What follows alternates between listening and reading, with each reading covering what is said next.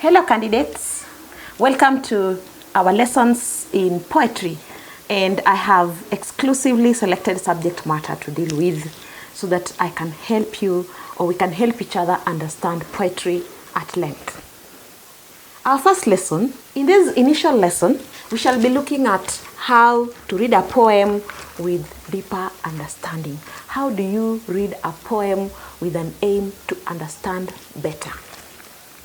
And by the way, how do you read your poem? Do you read it line by line? Do you take it word for word? That is where you go wrong. Poetry is not supposed to be read like that.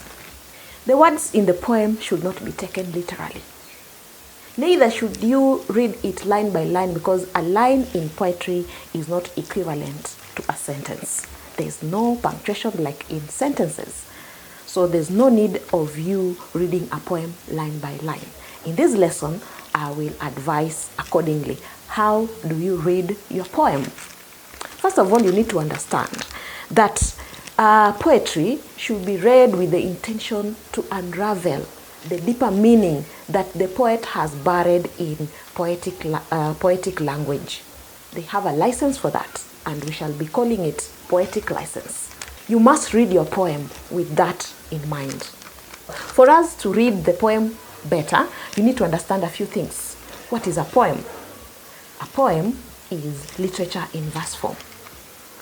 The intention of a poem is to communicate or to evoke very deep feelings. The language in poetry is peculiar. It is influenced by what I have called poetic license before. Today, I would like us to concentrate on the fact that poetry is literature in verse form. How can that enable us understand how we read our poem better?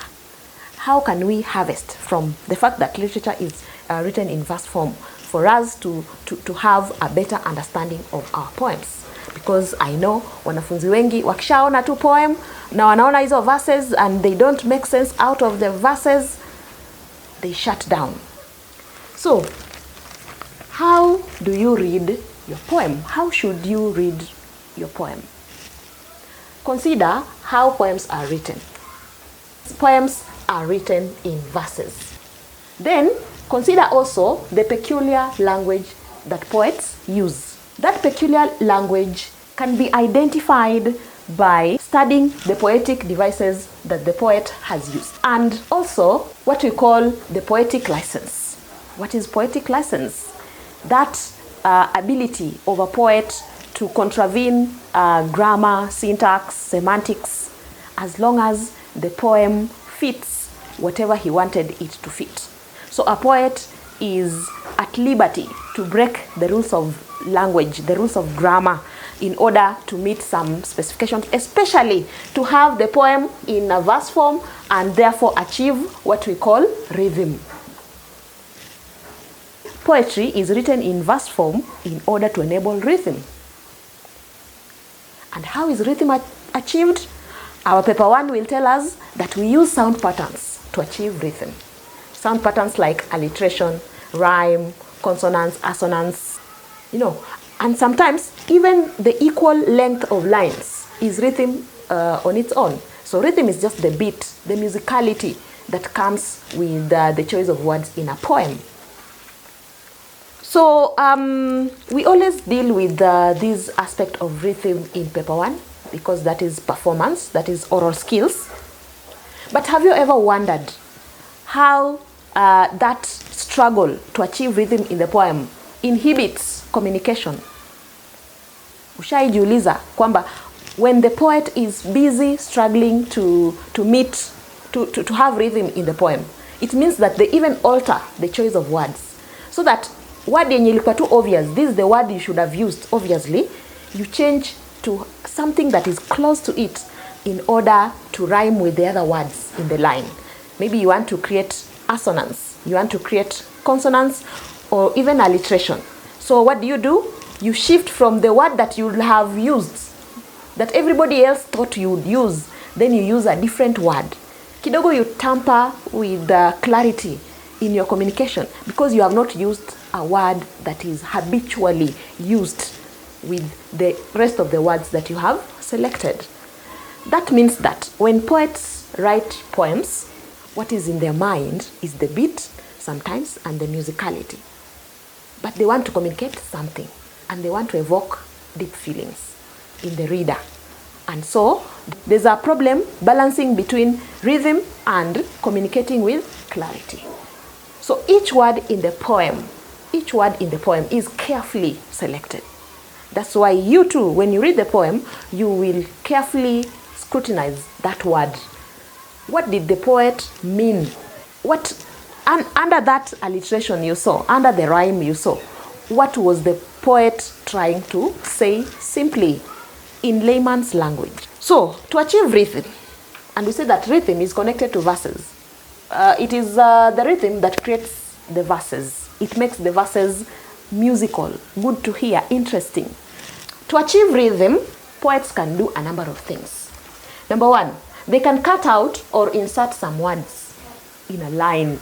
In that verse, they can cut out some words, or in others, they can insert some extra words. Extra words just to fill in the number of syllables. For instance, you had a poem that had 10 syllables in a line. Then you have a line that kidogo does not fit. Either ikona short ya one word or ikona excess ya one word. You see, that means that you'll have to cut or elongate your poem. Let's take an example of a poem by Claude McKay. It's titled, If We Must Die. If we must die, let it not be like hogs, hunted and penned in an inglorious spot, while round us bark the mad and hungry dogs, making their mock at our accursed lot. Look at that. Making their mock. Making their mock at our accursed lot. Why did the poet go the long way instead of just saying mocking? You know, this could have just been mocking. Mocking us, we who are cursed. You know, that's how it should have been. But the poet wants to elongate that line so that it can fit with the number of, it can fit in the number of syllables that the other lines have. I can count at least 10 syllables in each line. So by elongating that line, instead of just saying mocking and adding extra words to just mean mocking, then the poet achieves 10 syllables in every line. So if you reason that way, when you'll be reading this poem, you'll not be confused at this point. You'll know that that just meant mocking, and the poet was struggling to elongate the line to fit the number of syllables that he wanted per line. The same poem continues. There are some other lines, but there's another line I'm interested in. Though far outnumbered,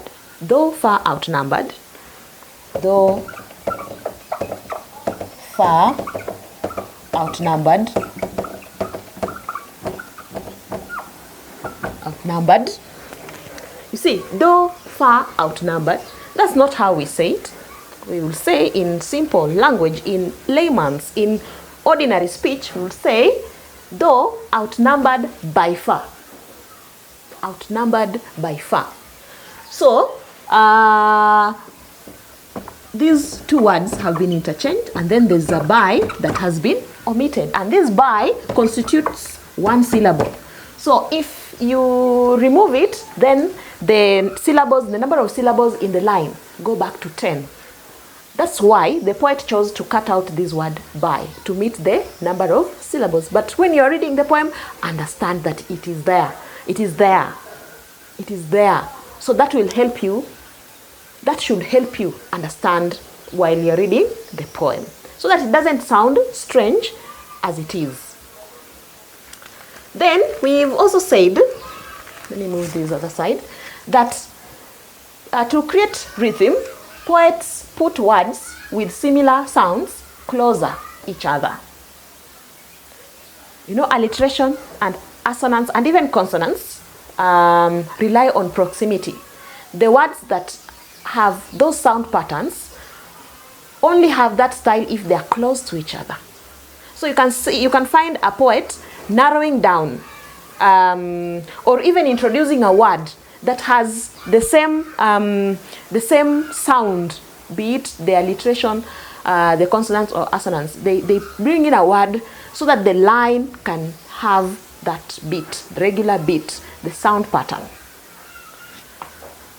I have another poem here, Kcse's Public Butchery. In one of the lines, I know the poem is quite familiar, in one of the lines, Kcse says, heads and hearts held high. Heads and hearts held high. Look at the use of the H. That is alliteration. In normal speech, we will not want to interrupt this idiomatic expression. Heads held high. Heads held high with these two words.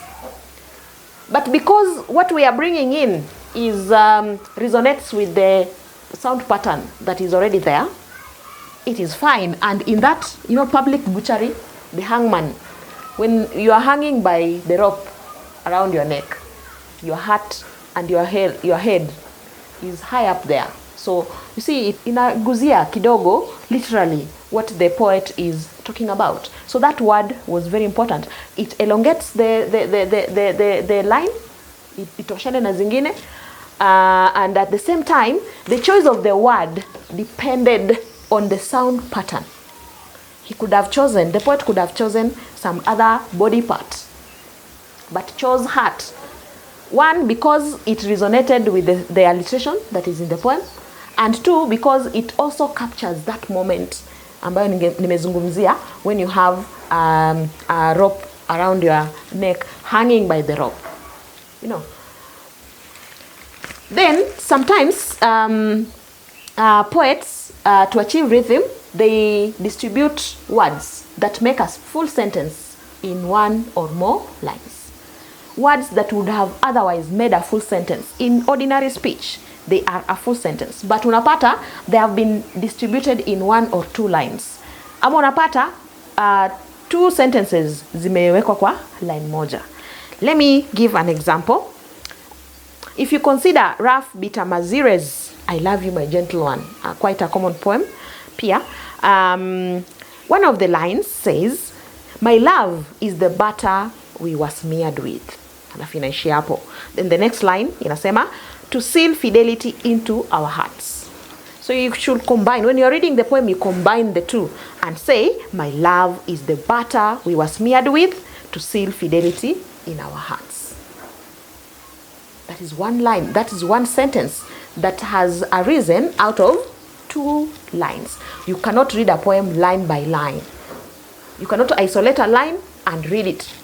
You will not understand. You must find, where can I place a full stop? Where is the place that there should be a full stop? Where do I place the full stop?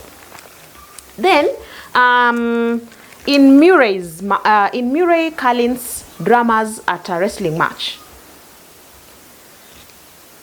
the first few lines of the poem read, some urgency imprisoned among drums is never discharged. That bending energy is its own end.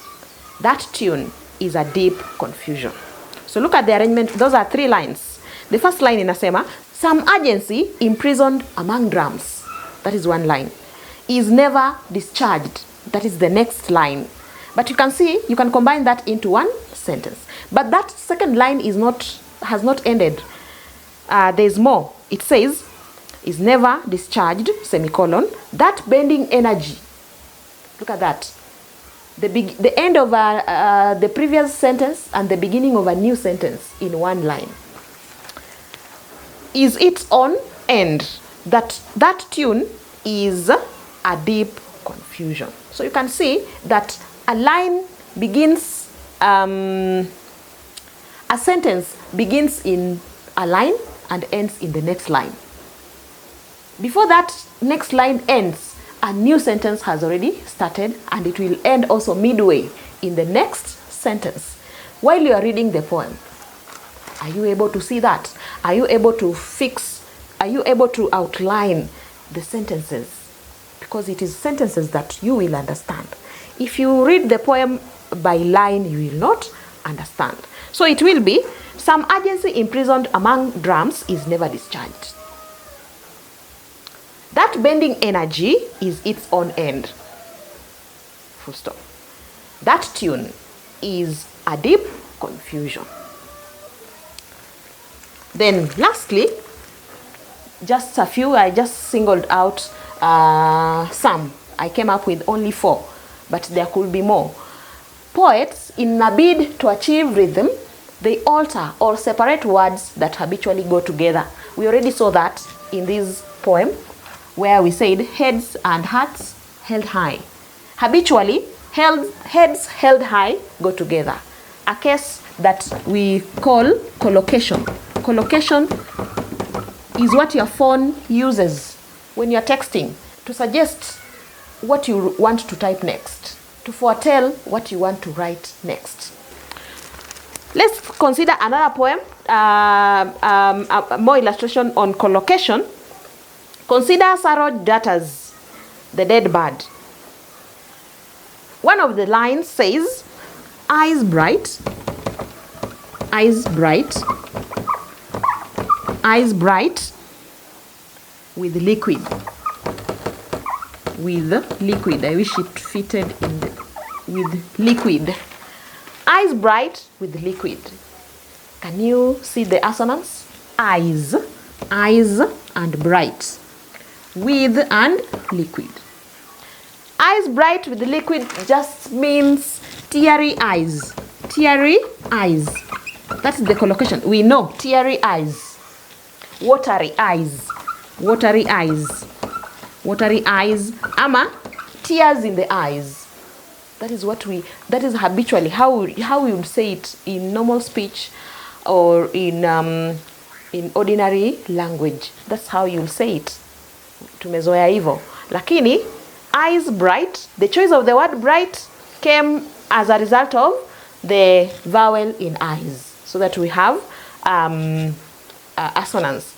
With liquid, with water, with tears, but we chose liquid because we wanted it to resonate with the short vowel that is in with. A case of assonance. So if you understand that, again, you will nail what the poem is about very easily. You will not have a problem. So in a nutshell, what am I saying? That when you are reading a poem, number 1, inwardly fill in the missing words or phrases in some lines. Like we did here, the missing phrases, fill them in inwardly. Number 2, watch out for repeated ideas brought in by the extra words for emphasis or for prolonging some lines, to elongate some lines, like we saw in that first example. Then when you're reading your poem, also inwardly rearrange the line into a grammatical sentence. Umeona tu hii vizuri wamechanganya tu, but ukirearrange ina make sense. Inwardly do that. You are reading for exams, you're not performing on stage. It's different. While you're performing that poem on stage, that is paper 1, it is different. In paper 2, katika kichwa chako, rearrange those lines so that you get the meaning vizuri. Then, expect some lines to run into subsequent ones, and so read them as sentences, not lines. Usisome laini, tafuta sentensi inawezaishia wapi, then make sense out of it. Then watch out for peculiar choice of words and phrases that do not habitually go together, and inwardly replace them with collocation, like we have done here.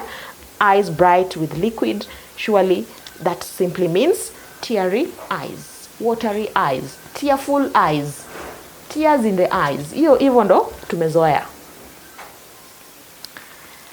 Now let's read a poem. Our poem today is titled A Taxi Driver on His Death. I'll read line by line first, then I'll read it the way I have prescribed here.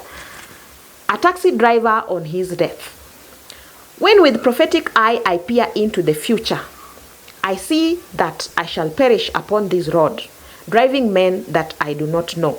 This metallic monster that I now dictate, this docile elaborate horse that in silence seems to simmer and strain, shall surely revolt some tempting day.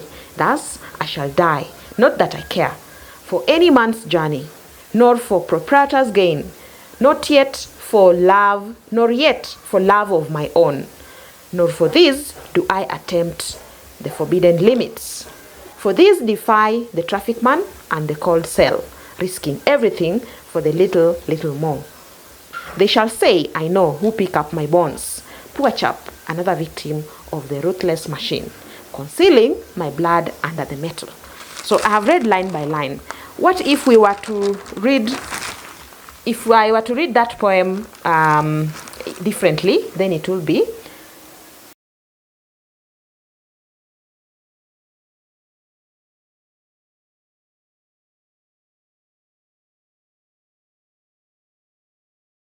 let's start with the title, A Taxi Driver Reflecting on His Death.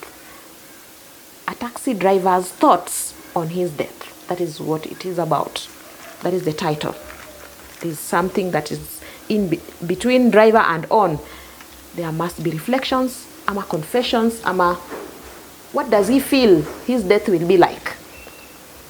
When with a prophetic eye, or when with prophetic eyes I peer into the future, I see that I shall perish on this road while driving men that I don't know. This metallic monster that I now dictate, the docile elaborate horse that in silence seems to simmer and strain, shall surely revolt some tempting day. A case of parentheses. Thus I shall die. I don't care about anyone's journey. I don't care about my employer's gain. I also don't care the love for my own hustle or wage. None of these make me attempt the forbidden limits. The forbidden limits defy traffic rules and the cold cell, risking everything for just an extra coin. I know those who will pick up my bones shall say, while hiding my wrong by blaming the road accident. Poor chap, another victim of road accidents. So while reading this poem, do you see a Pastor Chineke Chiamaka before he became pastor? Dangerous driving, reckless driving, careless driving. That carefree attitude, let's look at it elaborately.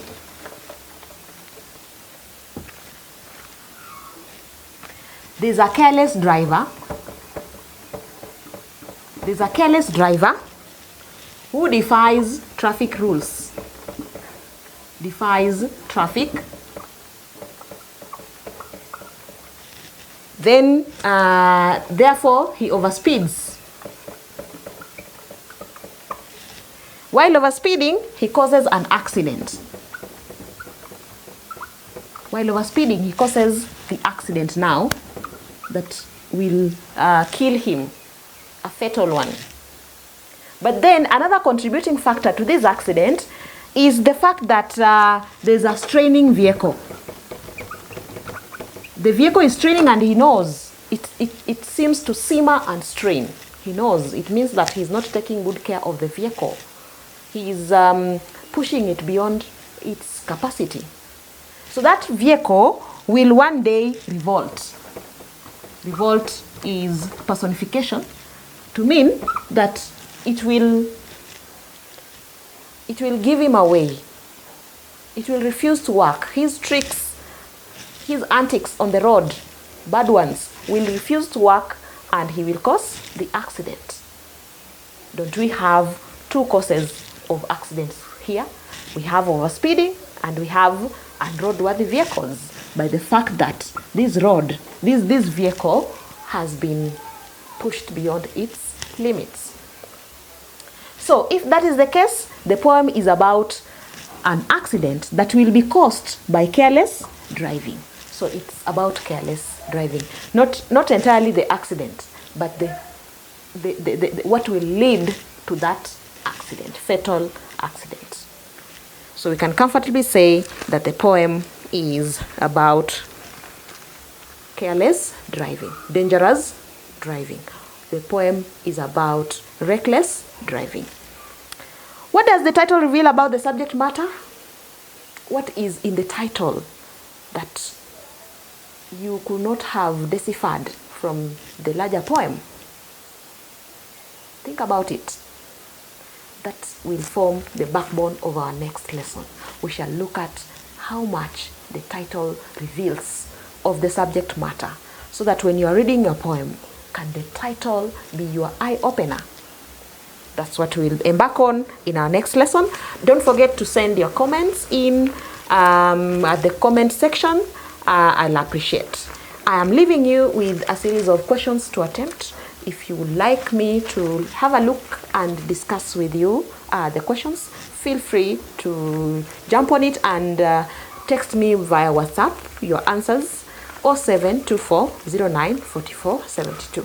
Again, press the subscribe button. Subscribe to our YouTube channel and you'll get more free of charge lessons. I've been your favorite teacher of poetry, Simiu LV, and until tomorrow, bye-bye.